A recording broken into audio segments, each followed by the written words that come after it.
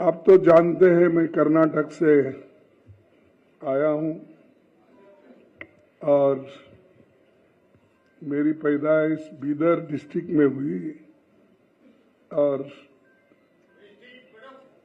वहां से जब हैदराबाद लिबरेशन के वक्त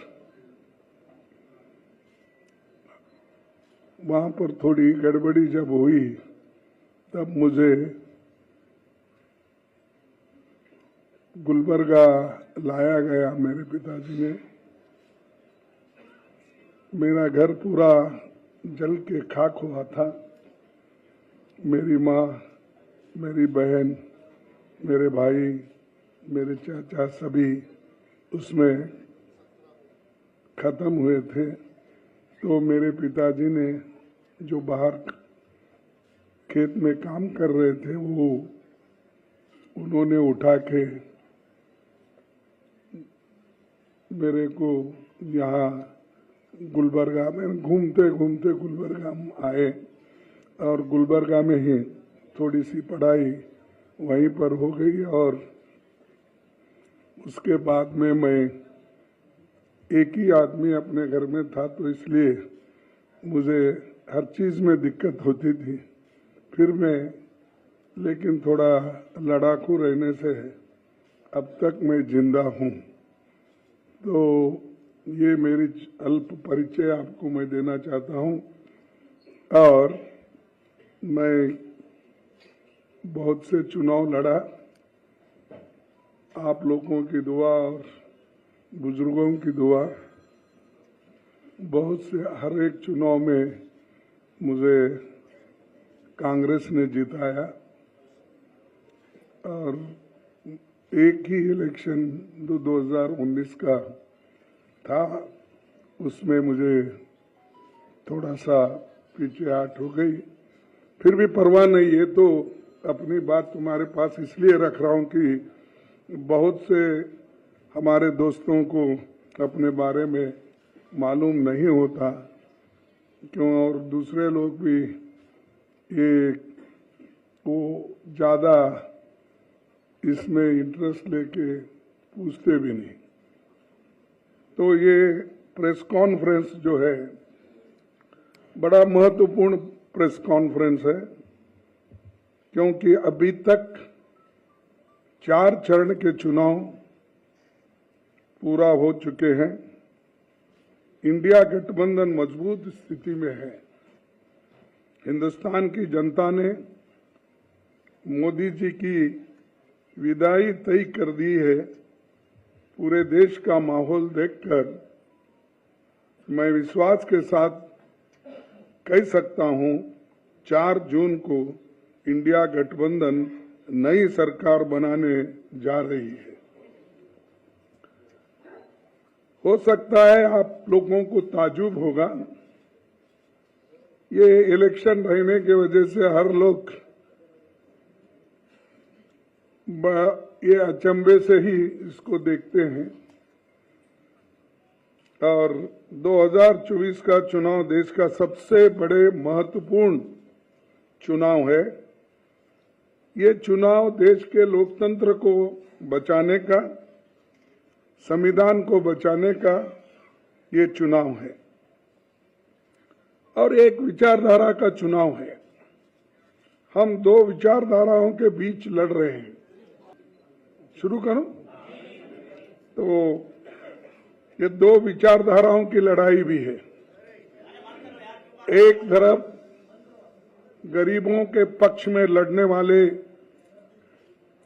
पार्टियां एक होकर लड़ रहे हैं और दूसरे तरफ जो अमीरों के साथ रह के अंधश्रद्धा और जो अपने को ठीक लगता है वैसे लोग धर्म के आधार पर, रिलीजन के आधार पर वो लड़ रहे हैं। लेकिन हमारी लड़ाई गरीबों के ओर से है, जिनको खाने के लिए एक वक्त का खाना भी नहीं मिलता, जिनको नौकरी नहीं मिलती, और जो लोग एम्प्लॉयमेंट के लिए तरसते हैं, पढ़ लिख के वो लोग रास्ते पे आते हैं। ग्रेजुएट बनने के बाद भी, इंजीनियर बनने के बाद, डॉक्टर बनने के बाद, डिप्लोमा होल्डर रहने के बावजूद भी उनको नौकरी नहीं मिलती। और सरकार में इतने नौकरियां खाली है, उन नौकरियों को भी केंद्र सरकार भर्ती करने के लिए तैयार नहीं है। इसीलिए हमारी जो गठबंधन है, ये गठबंधन बेरोजगारी के खिलाफ और जो कीमतें इतने ज्यादा हो गए हैं उसके खिलाफ लड़ रही है। और मैं पहले ही बोला, एक तरफ अमीर, एक तरफ गरीब, इस जो डिफरेंस है, फर्क है, इसको मिटाने के लिए हम लोग एक होकर गरीबों की लड़ाई लड़ रहे हैं। और मुझे ऐसा पहले मेरे 53 साल के पॉलिटिकल जीवन में मैं ऐसा नहीं देखा कि इतनी बड़ी सब पार्टियां मिलके, 26 पार्टियां मिलके एक होके लड़ रहे हैं।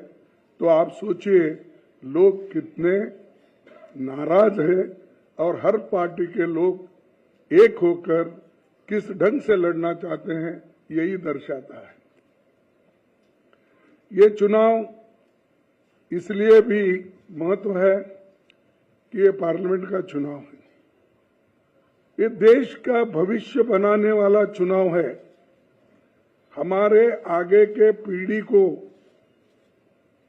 सुरक्षित रखने का, उनके हकूक की हिफाजत करने के लिए, और उनको जो खास करके ये वीकर सेक्शंस, दलित, आदिवासी, पिछड़े और इन लोगों के जो हकूक है, रिजर्वेशंस है, उस रिजर्वेशन की भी हिफाजत करने का हमारा फर्ज है।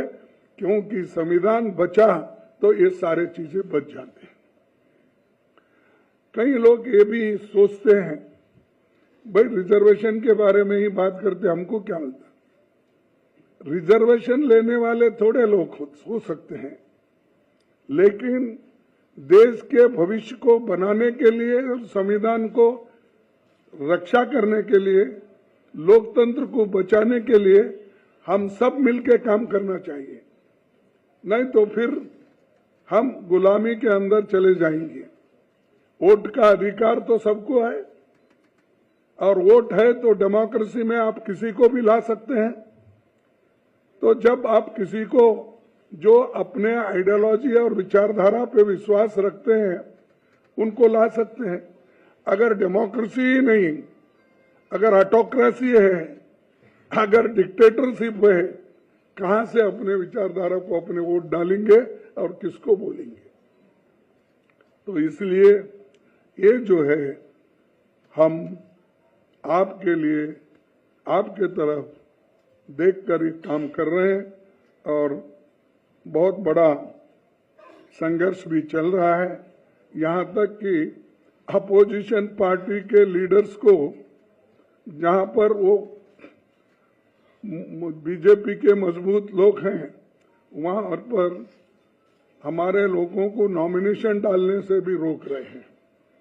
यहां तक कि अभी से उन्होंने शुरू किया, जिस इलेक्शन एजेंट हम बनाते हैं उसको डरा रहे हैं। और बहुत से ताजुब की बात है, हैदराबाद में मैं देखा कि एक महिला बीजेपी की जो कैंडिडेट है, वो तो बुर्का उठा उठा के देख रही, चिट्ठियां कहां से है, क्या है, आप देखे होंगे। तो ये ऐसी स्थिति में फ्री, फेयर इलेक्शन होता है। डरा डरा के आप इलेक्शन करते हो।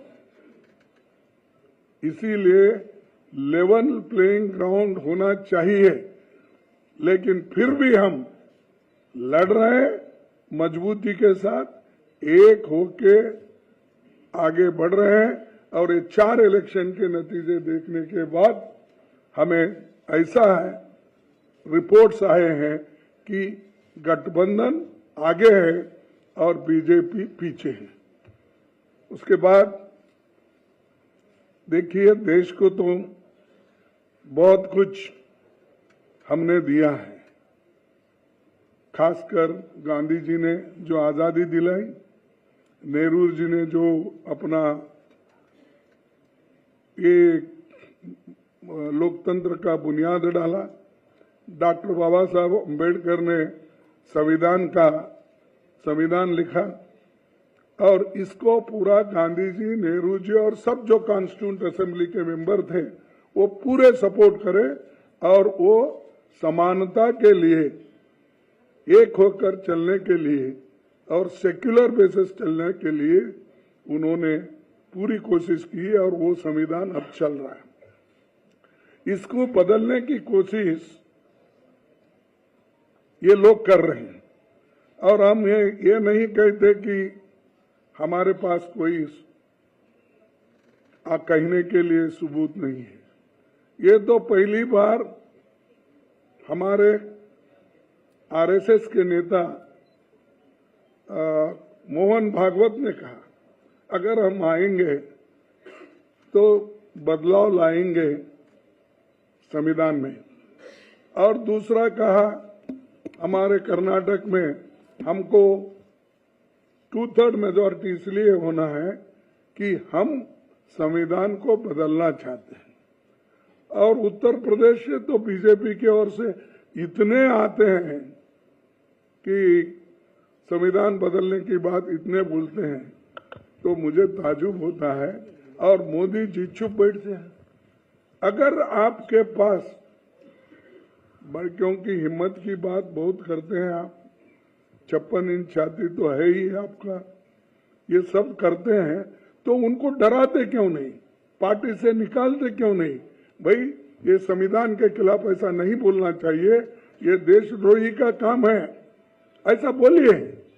अगर कोई गलत स्टेटमेंट देता है उसके ऊपर इतना आप कूद पड़ते हो, लेकिन ये तो देश को बचाने का और संविधान को बचाने का, लोकतंत्र को बचाने का सब्जेक्ट है, विषय है।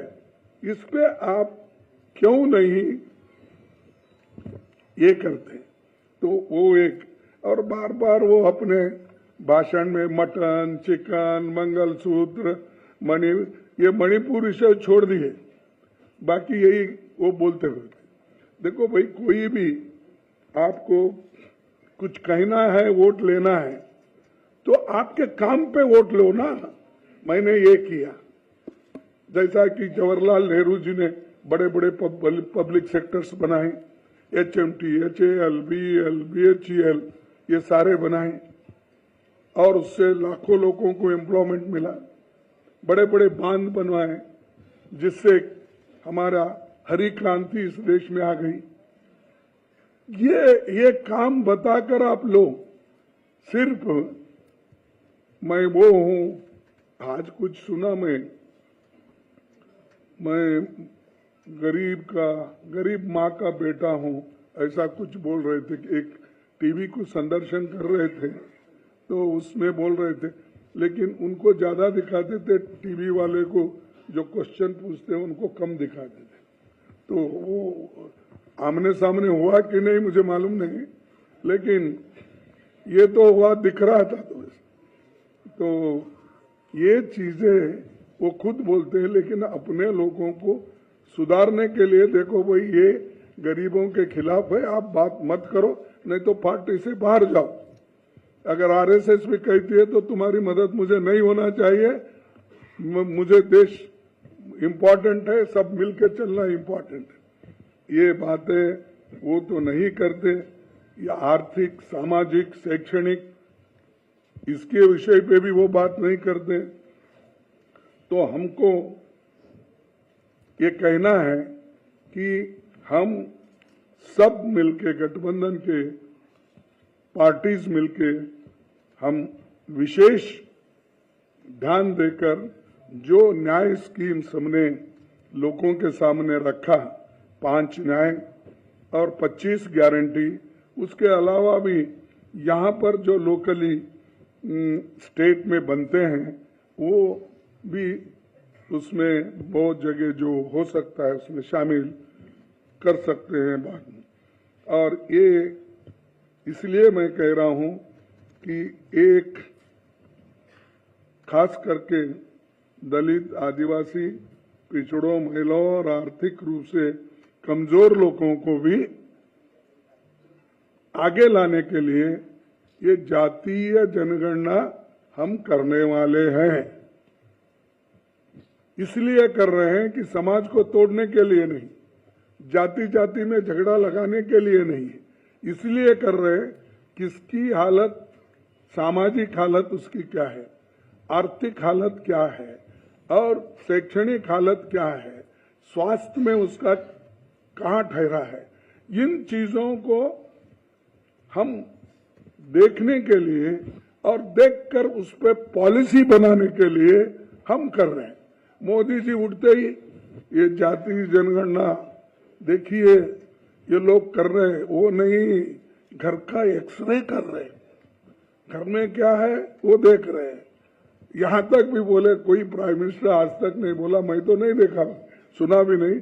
आप बहुत से यंग लोग हैं, बूढ़े भी हैं, लेकिन उन्होंने ये बोला, देखो आपके पास अगर घर में 2, अहमदाबाद में मैं भी था, वहां मैं दूसरी जगह भाषण कर रहा था, उन्होंने भी कर रहे थे, उन्होंने बोला देखिए तुम्हारे घर में अगर 2 भैंस है, एक मुसलमानों को देंगे। नहीं, आप सुने नहीं, अगर ऐसा प्राइम मिनिस्टर इतनी झूठ भी बोलते हैं तो हम क्या कहें।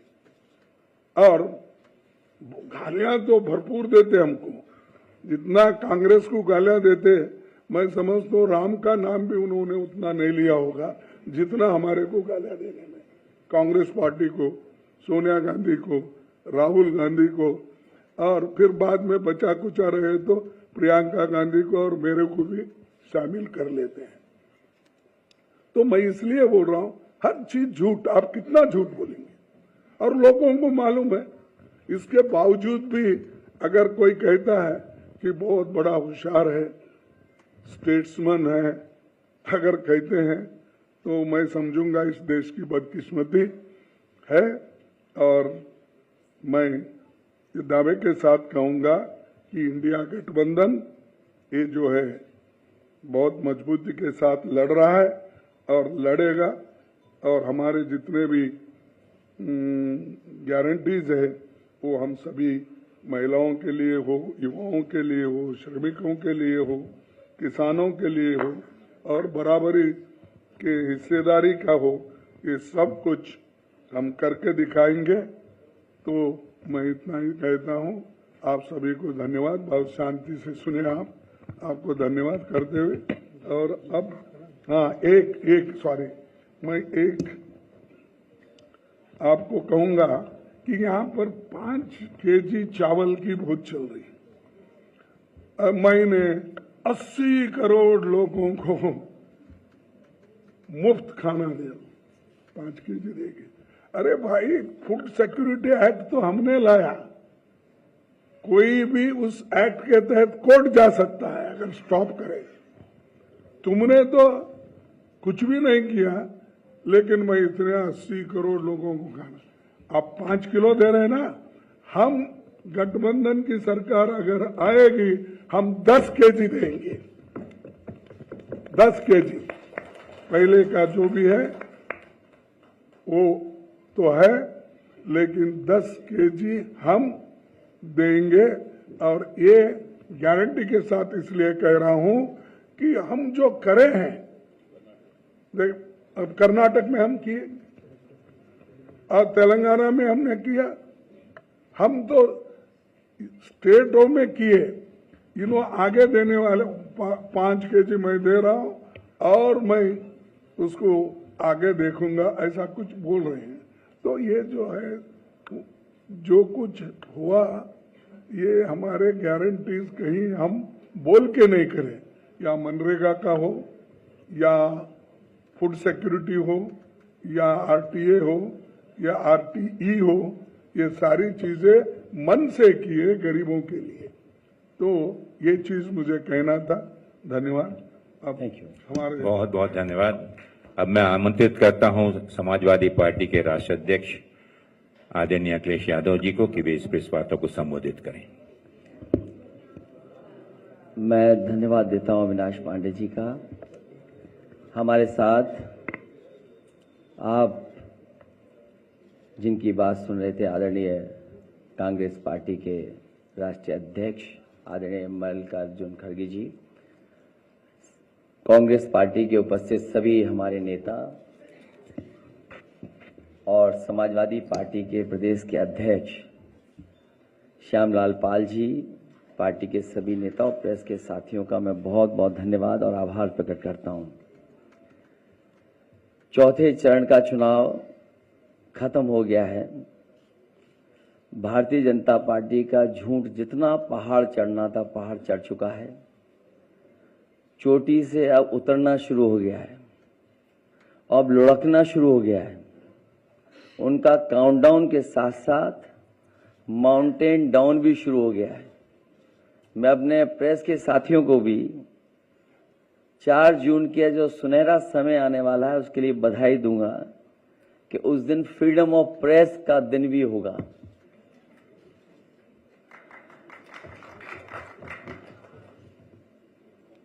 मीडिया मुक्ति और फ्रीडम ऑफ प्रेस का दिन भी 4 जून होगा। भारतीय जनता पार्टी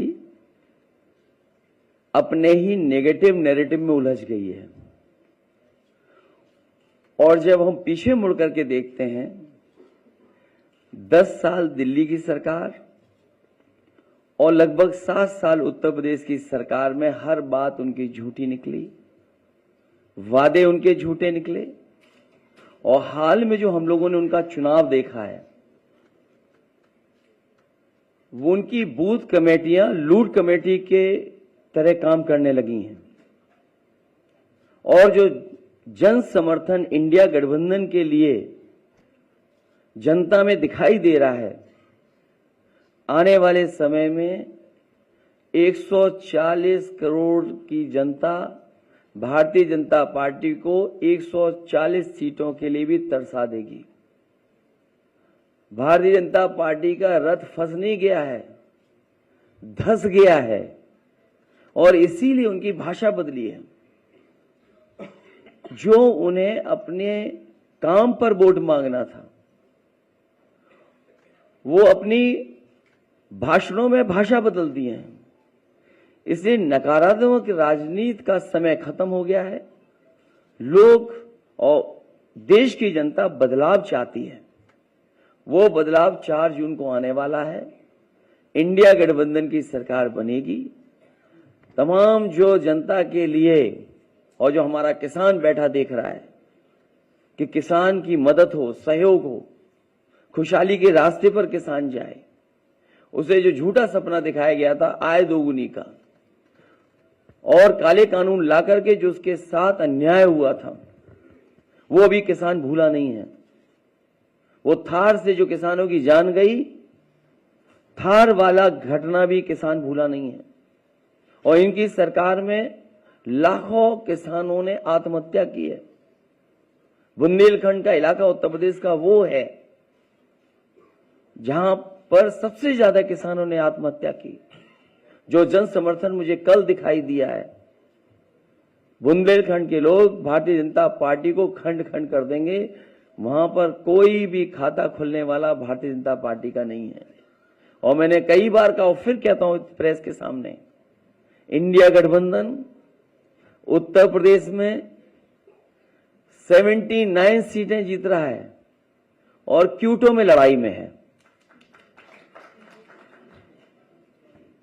जो नौजवान देख रहा है कि उसकी हर परीक्षा, उसका पेपर लीक हुआ, जिन्होंने तैयारी करके गए, कोचिंग करके गए, और जब वो परीक्षा दे करके घर लौटे तो निराश हो गए, क्योंकि परीक्षा का पेपर लीक हो गया। ये सरकार नौकरी नहीं देना चाहती। नौकरी खोने से नौजवानों का 1/3 जीवन बर्बाद हो गया। कई मौकों पर कहा मैंने, वो गणित बताया कि अगर एक परिवार के 3 सदस्य इस सरकार से नाराज हैं, जो बेटा या बेटी परीक्षा लिखने गई थी और उसके केवल मां बाप को हम जोड़ दें, 3 गुणा 60 लाख बनता है 1,80,00,000, और 1,80,00,000 अगर हम भाग दे दें 80 लोकसभाओं से, तो हर लोकसभा में 2,25,000 वोट कम भारतीय जनता पार्टी का हो गया। इसकी भरपाई कहां है? इसलिए पूरा सफाया होने जा रहा है। किसान, नौजवान, व्यापारी, हर वर्ग के लोग भारतीय जनता पार्टी की जो पुरानी कहानी है सुन सुन करके थक गए हैं। इनके जो घिसे पटे डायलॉग हैं उनको भी कोई नहीं सुनना चाहता। इसलिए इस बार परिवर्तन होना तय है। इंडिया गठबंधन सबसे ज्यादा सीटें उत्तर प्रदेश में भी और देश में जीतने जा रहा है। मैं एक बार फिर आदरणीय मल्लिकार्जुन खड़गे जी का बहुत बहुत धन्यवाद देता हूं, आभार प्रकट करता हूं, क्योंकि जो आह्वान आपने किया वही आह्वान हम लोग कर रहे हैं कि आज लोकतंत्र को खतरा है। ये लोकतंत्र के पीछे तो पड़े ही हैं, हमारी आपके जान के पीछे भी पड़े थे। अब ये कहते हैं कि हम वैक्सीन वापस ले लेंगे। जो शरीर में हमारे वैक्सीन चली गई, अब बताओ उस शरीर से कैसे वापस लेंगे? और लोकतंत्र तो खत्म करना ही चाहते हैं। संविधान ने जो अधिकार, न्याय और जो हमारे लिए रास्ता चुना था उसको भी खत्म करना चाहते हैं। उससे पहले हमने आपने देखा है कि हर इंस्टीट्यूशन को इन्होंने खत्म कर दिया। हर इंस्टीट्यूशन को ये खत्म कर रहे हैं। इंस्टीट्यूशन का खत्म होना ही हमारे आपका बाबा साहब भीमराव अम्बेडकर जी का दिया हुआ संविधान को खत्म करने का रास्ता है। इसलिए देश की जनता लोकतंत्र को भी बचाएगी और भारतीय जनता पार्टी को इस बार हारने का काम करेगी। बहुत बहुत धन्यवाद आदरणीय अखिलेश जी। साथियों, समय कम है, कुछ प्रश्न आदरणीय खड़गे जी से और अखिलेश जी से आप लोग पूछना चाहें तो पूछें। मैं सबसे पहले आमंत्रित करता हूं जो नाम मेरे पास में आए हुए हैं, आदरणीय भाई वीरेंद्र सिंह जी, भारत समाचार से। वीरेंद्र सिंह जी, थोड़ा सा शांति बनाए रखें, समय कम है क्योंकि दोनों आदरणीय नेताओं को आज दिन भर जो कैंपेन लगा हुआ है, मीटिंगें लगी हुई हैं। मेरा सवाल अखिलेश जी से है कि उत्तर प्रदेश में एक चर्चा जो आप लोगों ने चलाई थी कि आरक्षण और संविधान को लेकर, इसको लेकर काफी नीचे तक चर्चा चलाने में आप लोग तो कामयाब हो गए हैं। और दूसरी बात यह है कि पीडीए को लेकर आपने एक अभियान शुरू किया था, लेकिन इन सब के बीच में कुछ जगहों पर मायावती ऐसे प्रत्याशी खड़े कर रही जहां आपके काफी जो है परेशानी आपके लिए पैदा हो रही। इसको आप किस रूप में देखते हैं, क्योंकि वो भी भाजपा से भी इस गठबंधन को लड़ना पड़ रहा है यूपी में और मायावती से भी लड़ना पड़ रहा है। इंडिया गठबंधन की रणनीति पीडीए और इस मौके पर आदरणीय मल्लिका खड़गे जी भी हैं। मैं यही अपील करूंगा कि बहुजन समाज के लोग जो बाबा साहब भीमराव अम्बेडकर जी की आस्था रखते हैं, उनके रास्ते पर उनके बनाए हुए संविधान को बचाना चाहते हैं, अपना वोट खराब न करें। जो इंडिया गठबंधन है उसकी मदद करें, जिससे लोकतंत्र को और मजबूत किया जा सके। श्री कुमार अभिषेक जी, आज तक।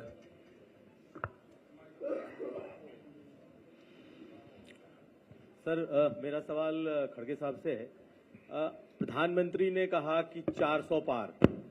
कल अमित शाह जी ने कहा है कि 4 चरणों में हम 270 क्रॉस कर चुके हैं।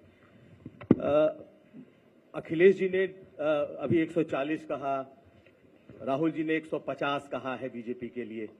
आप बीजेपी को कहां तक देख रहे हैं और कांग्रेस पार्टी को आप कहां तक देख रहे हैं, कांग्रेस पार्टी को? और सवाल एक सर और है इसमें, अगर आप दे सकें। एक प्रश्न पूछें। जोड़ देता हूं, अलग सा सवाल। जल्दी जल्दी। सर, स्वाति मालीवाल को लेकर के दिल्ली मुख्यमंत्री के आवास पर आरोप लगाए गए हैं, उस पर भी आपका रिएक्शन चाहेंगे। देखिए, आपने जो पहला प्रश्न पूछा उसका जवाब मैं ये देता हूं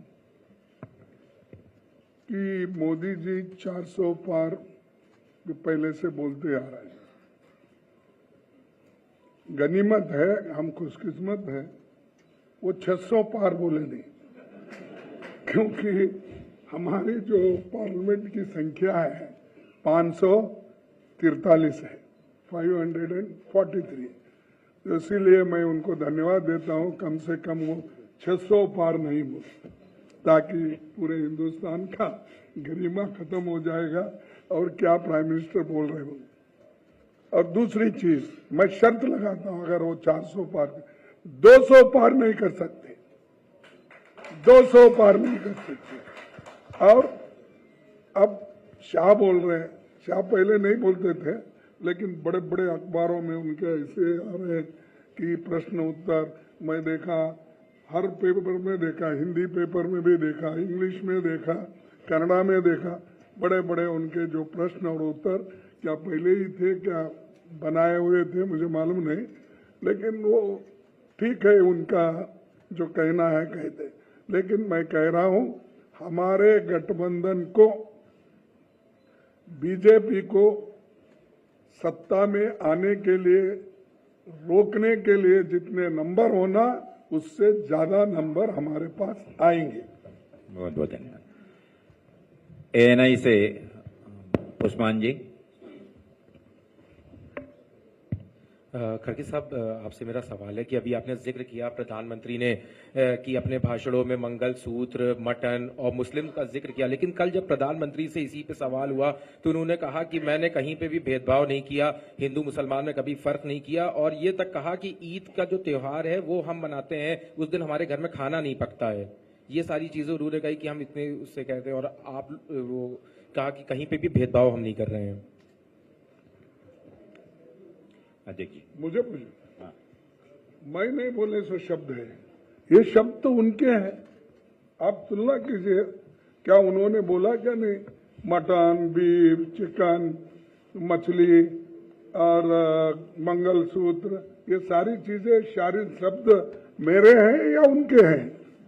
आप तो खैर सभी पत्रकार हैं और सभी लोग को जानते हैं, तो मैं बोलता हूं ऐसी चीजें छोड़ो, तुम्हारे डेवलपमेंट की बात करो, तुम क्या अचीव किए इस 10 साल में, आपकी कामयाबी क्या है, जनता को बताओ, वो बताकर वोट लो।